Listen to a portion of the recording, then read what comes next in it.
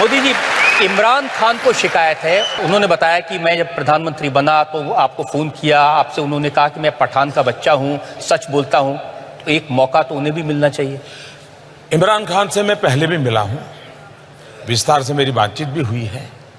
जब वो प्रधानमंत्री यानी उनकी पार्टी के सबसे बड़े नेता चुन करके आए तो मैंने टेलीफोन भी किया था देश के एक मुखिया के नाते, और तब भी मैंने उनसे कहा था, देखिए इतने बार हमने लड़ाइयाँ लड़ ली, हर बार आपकी पिटाई हुई।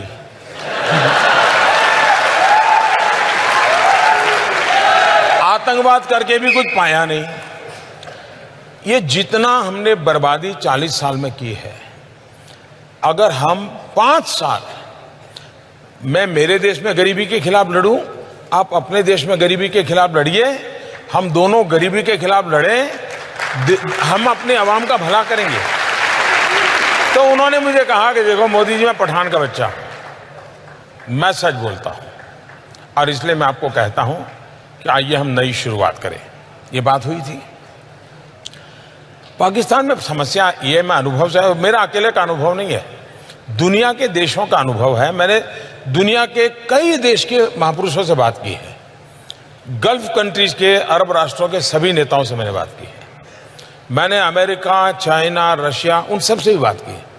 एक बात ज्यादातर उभर करके आती है कि भाई आज़ाद करोगे तो किससे करोगे?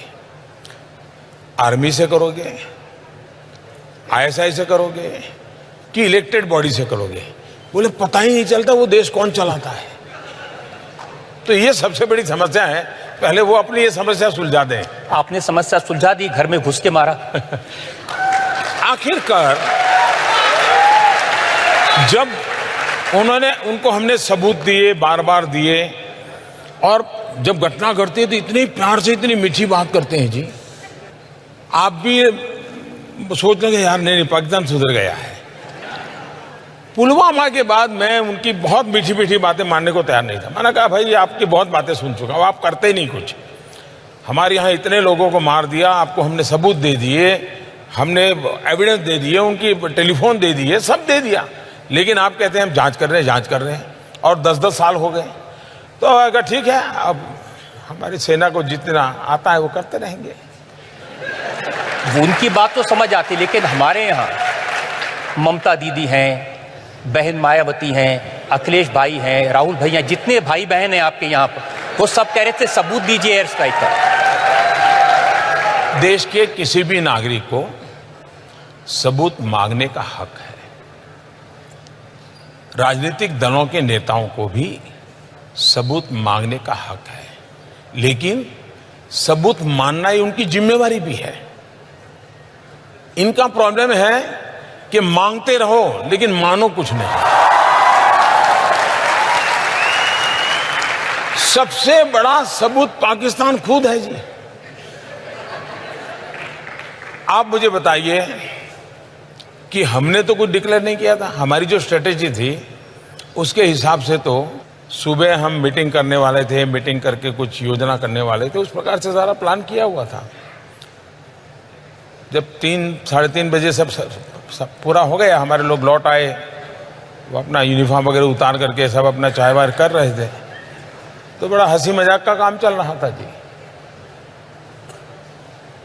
मुझे भी इन्फॉर्म कर दिया गया, तो पहले मेरा मन कर गया कि चलो सो जाएं।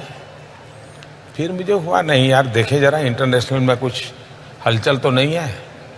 तो मैं जरा ऑनलाइन जाकर के सारा सर्फिंग करने लगा कि दुनिया में कहीं पर इस घटना की खबरें आना शुरू हुआ तो नहीं है। घटना बहुत बड़ी थी। उधर मेरे लोगों को मैंने कहा ठीक है, आप सो जाइए, लोग थके हुए होंगे, सुबह बात करेंगे। लेकिन मैं नहीं सोया। 5-5:15 बजे पाकिस्तान ने ट्वीट किया कि भारत आकर के मार के चला गया।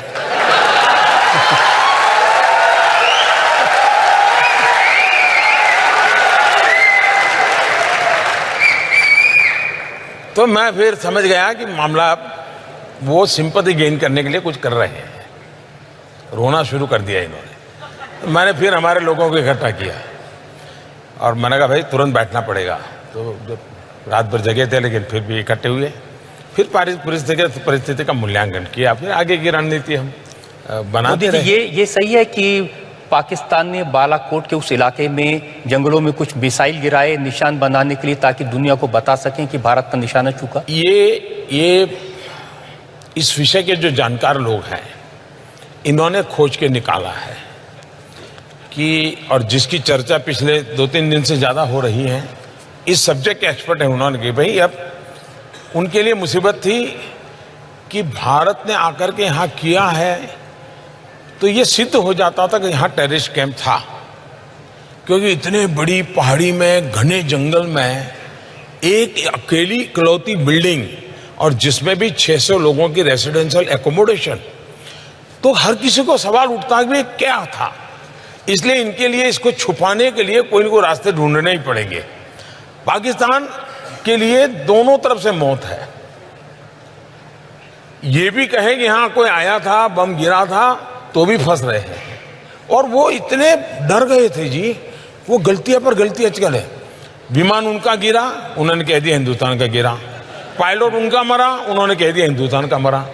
यानी वो बिल्कुल ही बैलेंस खो चुके थे, और बैलेंस खोने का कारण था कि इतनी बड़ी घटना उनके लिए असंभव थी जी, और अभी भी उस सदमे में से बाहर नहीं आए। ये तो भारत में अगर चुनाव ना होते और ये तू मैं ना होती और सामान्य दिवसों में घटना हुई होती, तो विश्व की जो महत्वपूर्ण मिलिट्री ऑपरेशंस हुए हैं इसकी उसमें गिनती होती जी। ये चुनाव के तू मैं में भारत के वीरों के पराक्रम को हमने नजरअंदाज किया है, और इसलिए मैं तो ईश्वर से प्रार्थना करता हूं कि चुनाव नतीजों के बाद शांति से इसके एक्सपर्ट हो, वो देश को समझाएं कि भारत के लोग कितने पराक्रमी हैं, कितना बढ़िया काम किया है।